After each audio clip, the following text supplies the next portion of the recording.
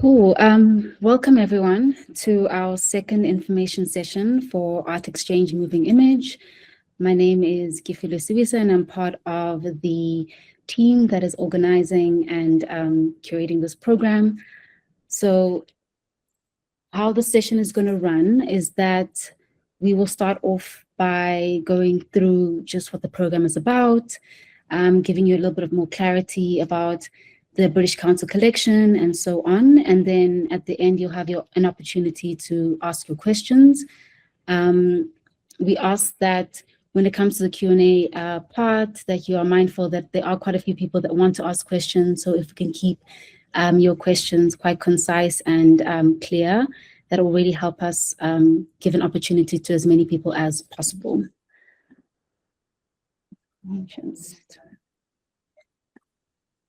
Sorry, I'm stopping my sharing for 2 seconds.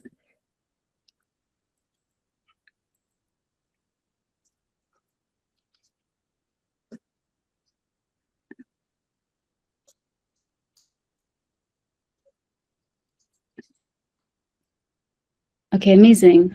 Cool. So I just wanted to briefly introduce our team. Some people from our team are not here at the moment, and some are. But as part of the team, we have Eben Kuhn. He's the founder and chief brand architect of Brainstorm Brand Architects. We have Tammy Greer, director of operations and communications. We have myself, curator and project manager of Brainstorm, and we have Lele, who is marketing consultant and strategic content creator. We also have Leah here, who is the relationship manager and the visual arts and cultural engagement from British Council, and then Kanze, who unfortunately is not here, who is also part of British Council. So what is Art Exchange Moving Image? A lot of you would have already read this information on the site, but we just wanted to kind of reiterate this for the session. So Art Exchange Moving Image is a collaborative cross-cultural curatorial development program designed to strengthen the practice of early to mid-career visual arts curators from sub-Saharan Africa who are engaging with moving image as a medium. The program focuses on building curatorial confidence, fostering critical dialogue, expanding international networks, and supporting curators to realize moving image exhibitions in their local contexts. The first iteration of the program ran from 2023 to 2025 for curators from sub-Saharan Africa and South Asia. I was fortunate enough to be part of the first iteration for curators from sub-Saharan Africa. So up to 6 curators will be selected to participate in a structured year-long program that offers personalized mentorship, professional development workshops, networking opportunities, and a fully funded research trip to the UK. So as a participant, you'll gain access to moving image works from the British Council collection, and you'll receive financial and logistical support to develop and present a final exhibition in your home country. And as mentioned, the program is supported by British Council. It's delivered by the team at Brainstorm Brand Architects, as well as the eCoco team. I've gone through who our partners are.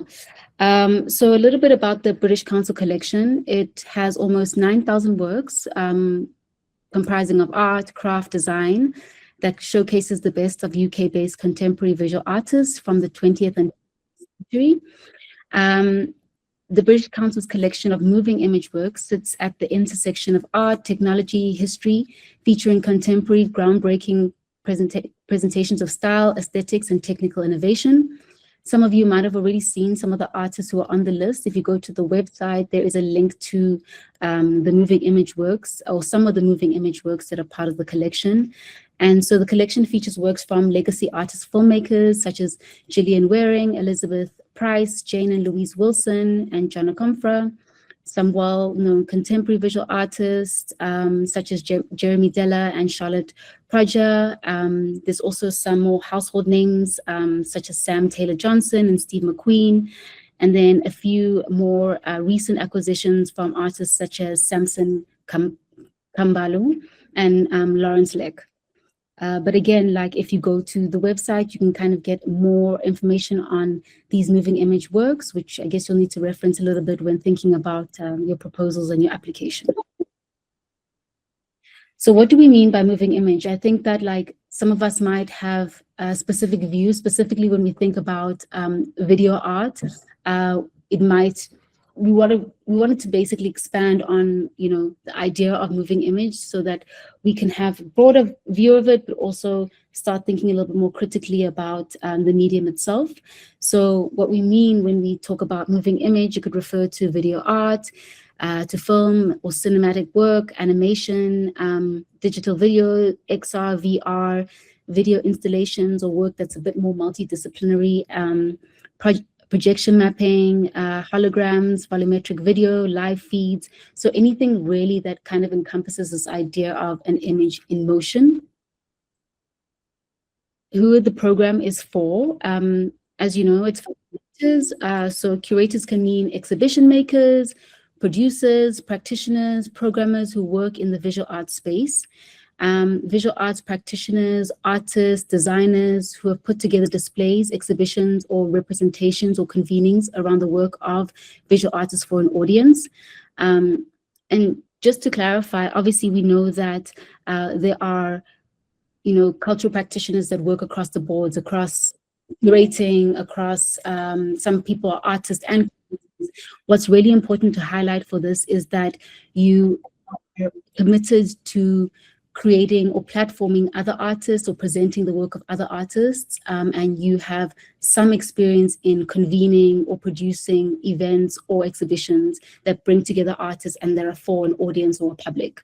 So you need to be at least 18 years old, be based in Ethiopia, Ghana, Kenya, Nigeria, Rwanda, Senegal, South Africa, Tanzania, Uganda, or Zimbabwe. You can't be enrolled in a full or part-time formal education, just because the program is a little bit daunting. You need to be an early to mid-career curator, which we'll expand on a little bit later. Be proficient in English, have demonstrated interest in working with moving image. We know that not everyone has an opportunity to have like an extensive experience with working with moving image, but what's important is that you've at least demonstrated to us that there is an interest or that there is a desire to work with moving image in a more concentrated or a way that feels more intentional is what I mean.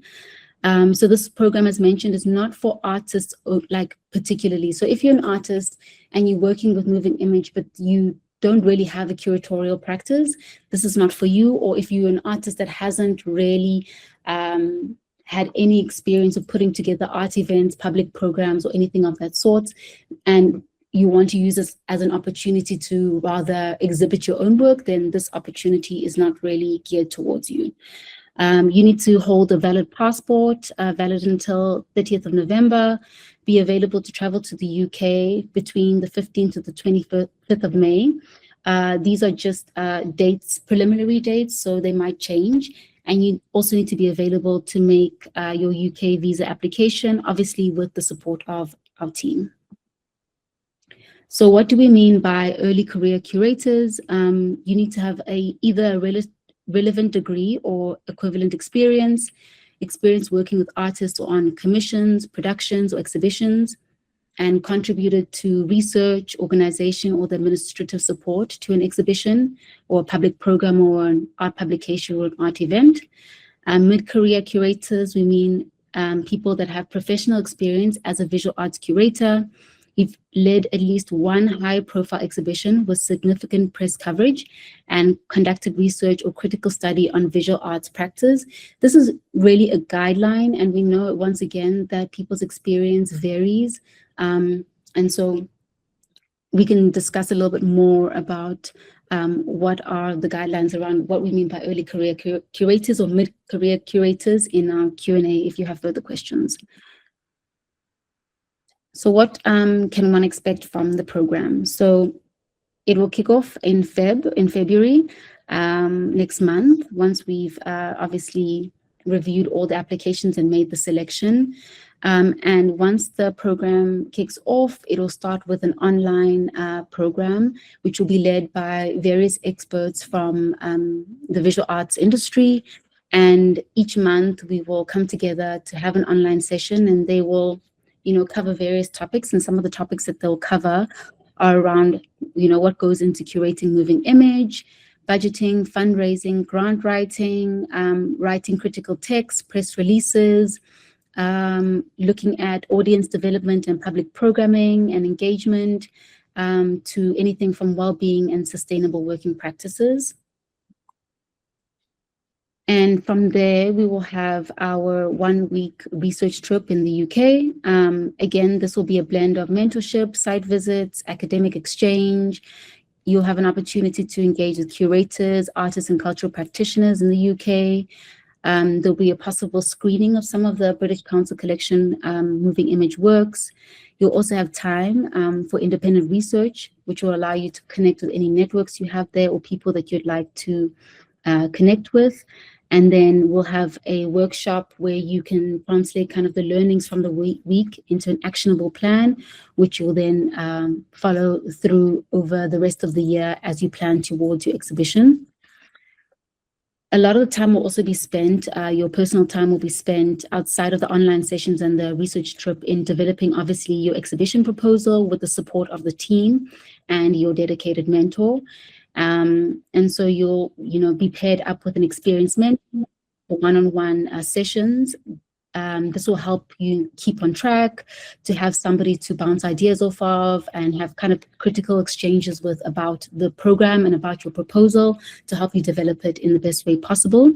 And then eventually you'll deliver your exhibition and your supporting public program in 2026 or in 2027, early 2027. And then everything will culminate in you obviously sending through a report, and that's how the program will close off.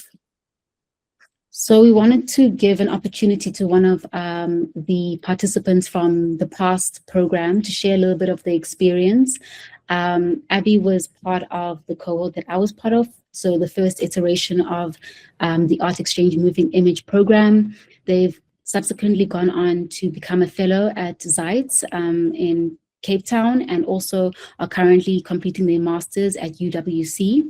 So I'll hand over to Abby to talk a little bit about their experience with the program and what they got out of it, and as well as a little bit more about how they approached their the working with the collection and also their project as a whole. Over to you, Abby. Thank you very much, Kefi. I'm Abe, trained as an artist with a background in painting and sculpture. And I think I joined the program out of two reasons, really. One, which is very personal, that I, like many people, I'm a consumer of the moving image in the different forms that it comes. And secondly, because I'm particularly curious about the moving image, in recognition of the fact that, at least from my background in painting and sculpture, that it was one of the forms that freed art from that strict binary of painting and sculpture. And this, there's historical precedent for how this happened, which culminated in around the 1960s. I guess I saw that this would be an opportunity to reconfigure that transformative power of the moving image for an audience that, like me, already has a contemporary relation to it. Cinema, films, TikToks, IG Reels. But I was also particularly interested in a primary audience of high school learners. And so I developed a project titled Concert Party, which involved a screening area intended to, I would say, misinterpret what is meant by the moving image by pulling the image off of the screen and into physical space for interaction, play, and learning. It was essentially, or first and foremost, inspired by the moving image work, a film by the artist Eric Jemfi, which was shot in a very interesting way that thinks about movement itself within the film. And it's also depicts a story that also reflects on movement across the geopolitical landscapes of Ghana, which is also what allowed for me to consider the film Relic 2 by Larry Champong from the British Council collection. There's a very interesting dialogue between the two films, one speaking about movement through the lens of natives in Ghana, and another speaking about the implications of movements from a diasporic point of view. So these became the catalysts for engagement for the project. I think that one of the most crucial takeaways from the project was the opportunity to connect and think and dream with practitioners from across the continent. As many of you might know, cross-continental collaboration is quite difficult. Mobility itself is quite difficult on the continent. So that was very special. And it's also even more special that those relations are continuing to thrive today. I would say that if you intend to apply for the project, it's really worthwhile. It's very carefully thought through, and the support is incredible. I would say that you should not stop yourself from dreaming as broadly and brightly as you can. There is a lot of room and allowance for those dreams to come through in your project. Kathy, if there's any specific things you'd like to prompt me, I'm happy to respond to those as well. Thank you. Thank you so much, Abby. That was beautiful, honestly.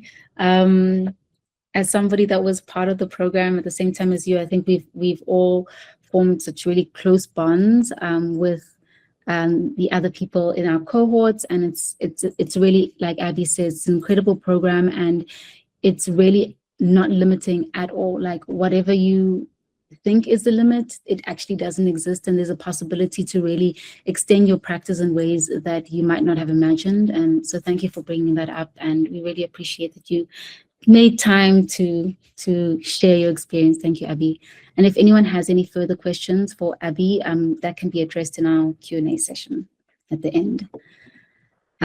So I move on to how you can go about applying. So the application process is quite straightforward, but again, this is an opportunity to ask any questions for things that might not be clear. You'll be asked to complete an online application form, to submit a CV, to submit your curatorial proposal of maximum 2 pages. We're quite intentional about saying a maximum of 2 pages because part of this proposal does not means that you're bringing forward an idea that might and will likely transform and change through the experience of the program, right? So don't feel boxed in by what you first proposed. This is kind of an initial proposal. It's a way for us to get to understand how you think, us to understand your point of view as a curator, as a cultural practitioner. So again, whatever you propose in the beginning, it will likely shift and change and respond to what you experience through the program. You'll also need a signed letter of support from your proposed exhibition host venue. That's really important for us to be able to see that you've made those links with a potential venue. And then in your initial proposal, as mentioned, it's indicative and it'll evolve, but it should include at least one moving image work from the British Council collection. This doesn't have to be the final work that you'll work with. Over time, you'll get to learn more about the collection, and you might have new ideas about how you'd like to work with the collection, but it's also just a way for us to, once again, gain insight into how you think and how you might wish to work with the collection. And then projects that you propose need to include a public program or workshop element where we see that there is some kind of really intentional engagement with the public or local artistic community in that way. So all applications will be assessed on eligibility and quality of response, not your writing style or the production quality or the aesthetic of your proposal. And that will be done by the Brainstorm team, the Koko team, and the British Council team. All shortlisted applicants will be invited for an informal online interview, and this will all be done by the end of January, and the outcomes will be shared by the first week of February. We welcome, of course, applications from deaf, disabled, and neurodivergent individuals. There is a dedicated section in the form you probably would have seen where you can indicate any access requirements. And if you have any questions about this, we're happy to receive your emails and just work through with you a little bit more if the areas that are unclear. But of course, we are very open to how we can accommodate any access requirements. So now here comes the fun part, the Q&A component. So all you need to do is raise your hand, and then you will be asked to accept as a contributor, and then you'll be able to ask your question. My colleague Tammy will help manage the Q&A part and accept any people that want to ask questions. Again, please be mindful that there are a lot of people that might want to ask questions, and that we cannot comment particularly on your specific proposal, but we can help guide you in how you interpret or approach the application process. Cool. So first up, we've got Brooke with a question.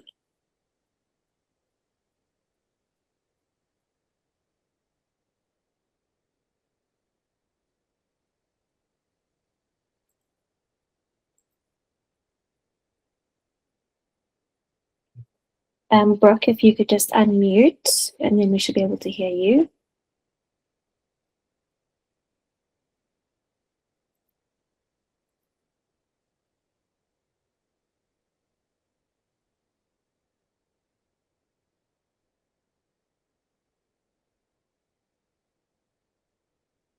Okay, while we wait for Brooke, let's go to Mpumi next.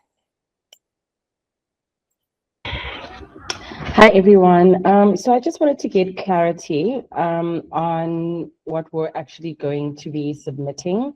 I wanted to find out, in terms of the format, when you say 2 pages, can I submit a deck that's 2 pages long and has some potential imagery that speaks to what I want to do? Or does it have to be like a straight out PDF where I've just written what I want to do and there aren't any visual references?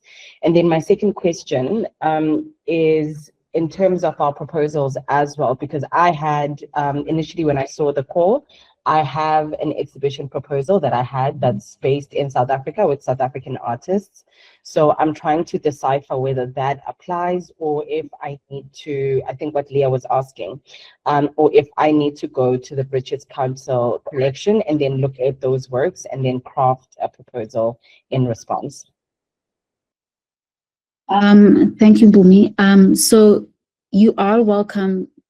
The core of your proposal needs to be within that 2 pages. That's what the jury will be looking at. So whatever you write in that 2 pages needs to really encompass and share with the jury exactly how you're thinking about your proposal and the concept of the exhibition or the public program. And then you could have an extra page which has some support images, but what we're avoiding is having like a 20-page proposal that the jury will unfortunately not be able to review such a long proposal. But if you have 1 extra page with images, that's absolutely fine, or a cover page. But it's also, the more concise and more clear your application is, the easier it is for us to kind of grasp and understand where you're going with it, and have an understanding that you also have an understanding of your own practice and what you want to put forward, the clarity of your vision to an extent. So in terms of adapting, so of course, everyone comes from a place where they've done other projects and maybe they see an existing project evolving into something else. You're welcome to take a project that you've done before and rethink and create a different iteration of that project in response to the British Council collection. But don't feel confined by creating a proposal that comprises just of works of the British Council collection, moving image works. It's about really thinking about your positionality as a curator, your standpoint, your perspective, and thinking about how that then is in conversation with a potential work of the collection or works from that collection. So really think about it as a conversation versus you taking works from the collection and trying to curate just purely works from that collection. We want to feel and see your perspective, and where you're coming from, and the nuance of your locale as a curator from your particular country or city. I hope that's clear. That's clear. So okay, one more thing. So with the final exhibition, and this, please excuse me. So my final exhibition can only have works that are within the British Council collection. Am I correct? Not at all. So, for example, I'm not sure if I made it clear, but you're only required really to reference or use one work from the British Council collection. So you say you select one work from the collection, and then everything else is either a commissioned work from other artists within your networks, or you invite other artists to be in conversation with that particular work. You're not necessarily curating the British Council collection. You're finding new ways to breathe life into that collection by being in conversation with a wider practice of your own. Okay, thank you. That's clear. Thank you so much. Yeah. Cool. And next up we have Junia. Hi, thank you so much. Thank you for this information session. I think it's been quite helpful for us. I have two questions. You'd mentioned that the selected participants will be paired with a mentor. Will that mentor be available after that one-on-one period in case you want to include them into one of your public programs? And my second question is there a max duration for how long the exhibition can run, or is that up to one's heart? Thanks. Thank you. So in terms of the mentors, they will be with you throughout the journey, the year-long journey program. And I think it would be really up to kind of the relationship that you guys foster together as to whether or not they'd be open to being part of your public program or contribute to that. I imagine that, if the pairing is works really well and you develop that kind of relationship, that they would want to be part or could potentially contribute to something like that. But it's hard to say at this stage, just because we haven't gotten to that stage at this point. The second question being, remind me, sorry? How long the exhibition? How long the exhibition? Yes, so it would be up to you, but also just bear in mind that obviously the budget constraints, so you have to work within your budget, what you can provide. So yes, but ultimately it would be up to you as to the length of your project, your exhibition. Thank you.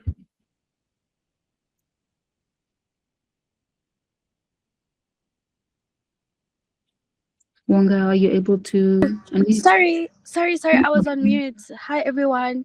So I have 3 questions. I'm sorry, I'm on the road, so I'm not sure if they've been covered, but if they have, I'll just listen to the recording. But my first question was, in terms of, you guys said that if someone has been a curator, and I think that the word curator is very broad. You can curate a lot of things, doesn't necessarily have to be an art show, right? So my first question was going to be, other contributions of curating, do they count? And the second thing I was going to ask was going to be the galleries or the places where you will choose to exhibit your work. Personally, the place that I wanted to choose to exhibit my work, I've been chasing them up for I think a week and a half now, but it was holiday time and stuff. So I just wanted to ask, in the event that the deadline comes and the gallery has not yet responded to me, will my proposal still count? Thank you. Thank you, Wonga. So yes, of course, how we position what a curator is can be quite fairly broad, but I think what we do want to see is that there has been efforts in the work that you've done as a cultural worker to platform or bring together people within the visual arts or kind of artistic space, whether that's through an event, through a workshop, but more than anything, it's just like how you work with those particular practitioners and how you platform that work and your thinking around that, and whether that's been done for some kind of public or an audience that's outward facing. So yes, there is a very broad way to look at what a curator is. And so it's not completely boxed we've covered, but I think it's for you to really think about how we've slightly somewhat positioned it and how your experience then speaks to that. But there's always ways to rethink what a curator is.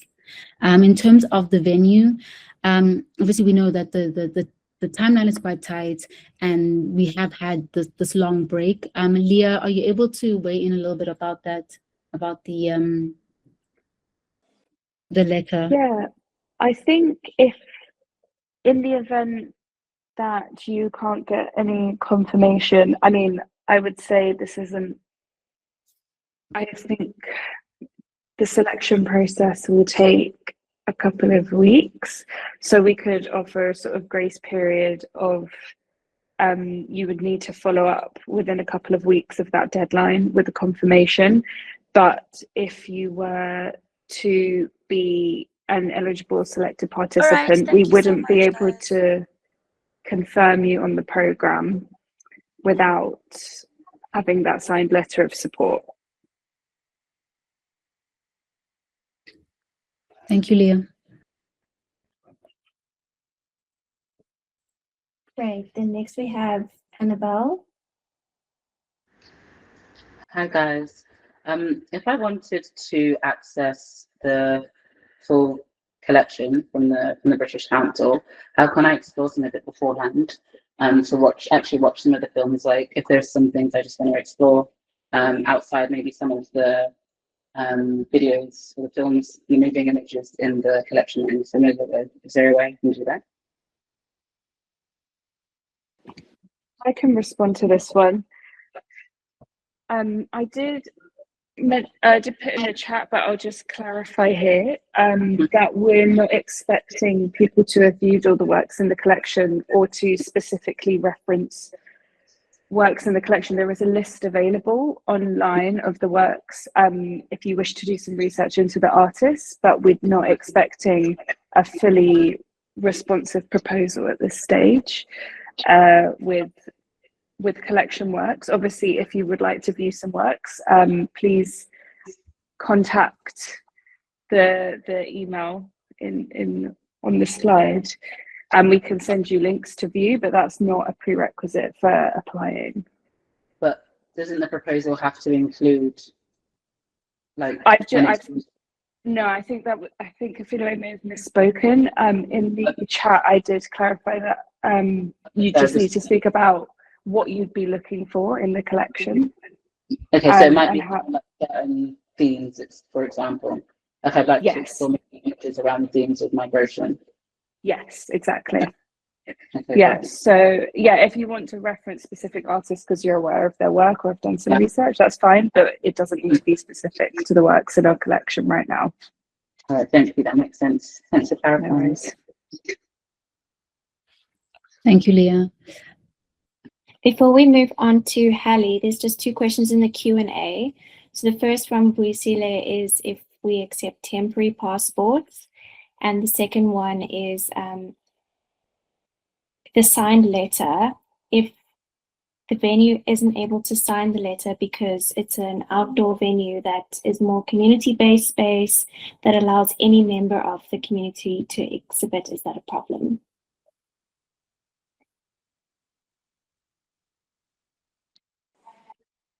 I would say that on the passport part, we'd have to really understand if it's a temporary passport, how long you have it for, like what's the period, the temporary period, and when you might be able to secure your actual passport. That's something we'd have to see proof of if you've already applied for passport and you're just waiting for it and there's a letter that can prove that it's on its way, but that would be really important as the travel component is integral to the program. In terms of the venue, I think that there still has to be proof that you would have access to that venue at that particular time, even if it is a public venue. I think it's important to make sure that during the time that you'd need to use the venue, that you would have access to it and that you'd be able to do a project in that venue. So there would have to be some kind of letter that does prove that you're able to do a project in that space, regardless of even if it is a public venue, whether it's a letter that's written by, a public officer or somebody from the city or from the community who leads or heads or supports that particular public venue. Cool, thank you. Then we'll move on to Hallie. Hi, thank you so much. I just wanted to ask very specifically exactly what you're expecting to be in this curatorial note. So it's just the proposal outlining the themes and outlining the way that we would engage the public or run a workshop. Is there anything else? And is there any kind of like budget stuff that you're expecting to be in there? At this stage, no, because obviously you don't have access to what would be potentially provided through the residency in terms of budget. So it'd be very hard to gauge that. So no budget. It's really about concept. It's again, thinking through how this might respond to the collection or not. And also, again, any ideas around public programming and engagement. So yes, you have a group. Yeah. Thank you so much. And even for our commissioned work, it's just about what we are looking for in commissions. Exactly. Thank you so Can much. I just add there, if you do have specific artists that you already know you'd like to work with or ideas, please do mention that. Great, that's helpful. Thank you.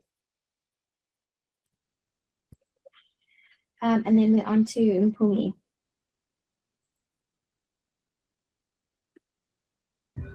Sorry, me again. I just wanted to find out, is in terms of the venues, the ones that I have asked if we will be like paying them to use the venue for a certain amount of time. So has this been factored into the budgets, or do we have to get potential collaborators who are willing, to go into this with us, like as a collaboration, as opposed to us paying to be using the space? I think that it will obviously depend on the space that you work with, but there is budget for you to be able to pay the venue, and I think it's important that all the various partners are compensated in some way or form.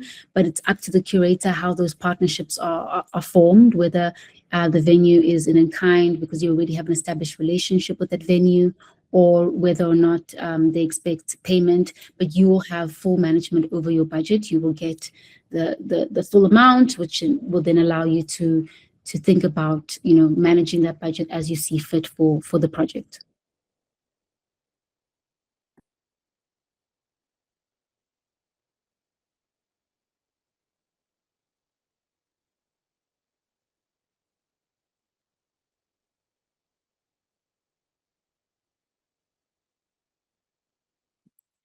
And regarding the venue, don't feel boxed in by thinking about very conventional kind of galleries or institutions.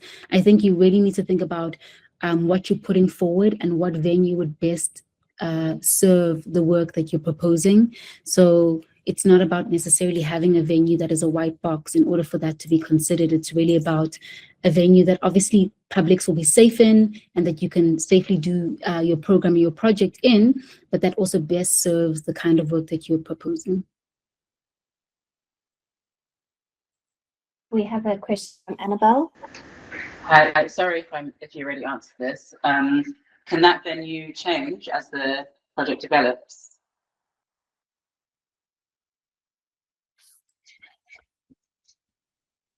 Yes, I think that it can. Yeah, you might correct me, but yes, I think if there is a reason for the venue to change, then that's fine. I mean, obviously, because you would have already had conversation with your initial venue, it would have to be because maybe it no longer can happen in that particular venue, because of particular parameters.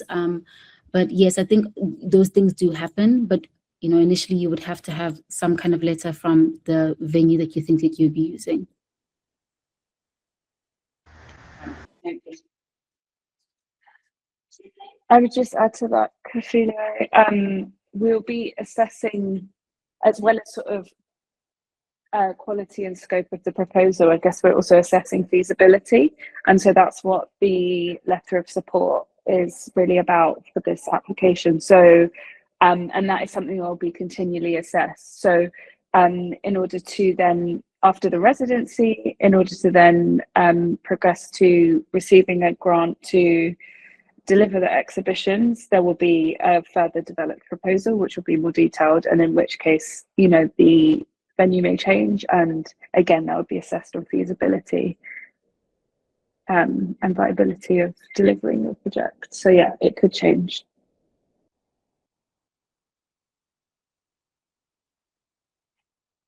Brooke, I see you're back. Are you able to unmute?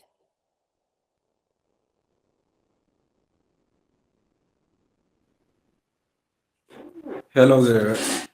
My question was that I'm a visual artist, and can I have someone to collaborate with me as a graphics designer or maybe a videographer to project or like to collaborate with me? So the question is, can I have some collaborations? So again, this was really for or geared towards kind of people that have more of a focused curatorial practice. So of course you could propose a project, but ultimately we could only select one person to follow the program. So you couldn't come as a collective essentially to be part of the full year-long program. At the point of producing your exhibition and that happening, then of course you can collaborate with whoever you want to collaborate to make it happen and produce the actual exhibition. But from the point of the mentorship, the online program, the residency, and the development of your exhibition, it's really about an individual curator. And it's about, even if you are an artist, you'd have to have some part of your practice that is focused on the curatorial, once again, having put in some effort and some intention into developing a practice that platforms artists and that puts together, whether it's an exhibition, an art event, something of that kind. So I think just think a little bit carefully about what your position is as an artist and whether or not this would suit that purpose or not.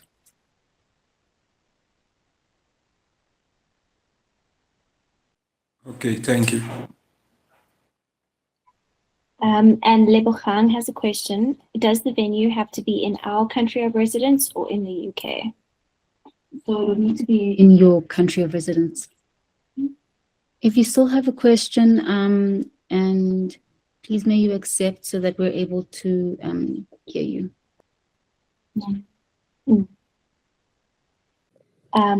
Mono? Yes, thank you, Timmy.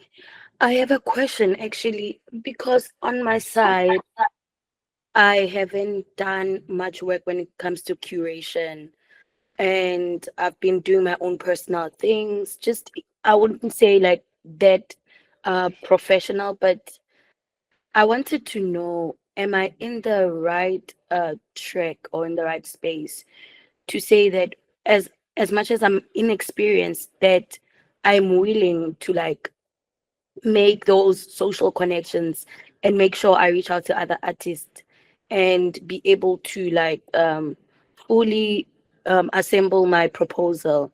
Am I in the like am I in the right like track or what? Because as much as everyone is it's mentioning what they have done so far or what they are looking forward to do, I feel like I'm like a little bit step back, not backward, but like behind. Am I in the right space? Should I give this like a shot? Or already I have committed into the project, but I just want to know, I don't know, how should I phrase the question? I think I understand where you're coming from. Of course, you know, we all have different backgrounds, and some people might want to some people are pivoting, right? So you might have been doing one thing and now you are showing an interest and a desire to learn more about a new space. I think what matters here, again, is how you substantiate and speak about that desire to pivot or your interest within the curatorial. And you obviously have to upload your CV or your resume, and there needs to be a little bit of like a reasoning and that's shared around why you want to be part of the program. So I wouldn't say, I would say apply, put your best foot forward, and really try to think about the work that you've done and how that might contribute to you being able to use those specific skills in a more focused curatorial practice. All right. Thank you so much, Kefil. We've got a question from Bella who asks, are there other opportunities available after completing the program, like post-alumnus opportunities, for example, or other programs available? Leah, maybe you can take this one. Yeah, there isn't something specific, but as being, I guess, an alumni of a British Council programme, there are often other opportunities available. I mean, for this first cohort, we've had follow-on exhibitions from some of the curators that have participated. Others have applied for other grants available from the British Council that directly relate to the projects that they delivered as part of this programme, and have received, have participated in additional programs or received additional funding, or I wouldn't say additional, new funding, but for projects that are related. So there's, at the moment, we're always looking at our programs and our sort of participant journeys. So we don't have specific dedicated follow-on funding, but there are definitely follow-on opportunities, and also participating in one British Council programme does not preclude you from then being able to receive funding or project support elsewhere.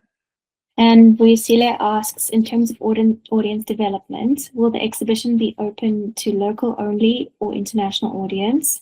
And does the British Council assist in developing such audience?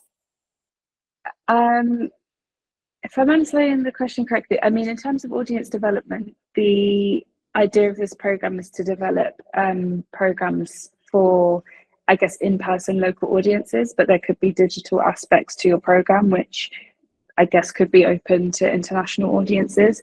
In terms of audience development, I mean, there is dedicated support around various aspects of curation and exhibition making as part of the program, and audience development will be one of those. And you will also receive marketing support from the British Council and the partners to promote your projects.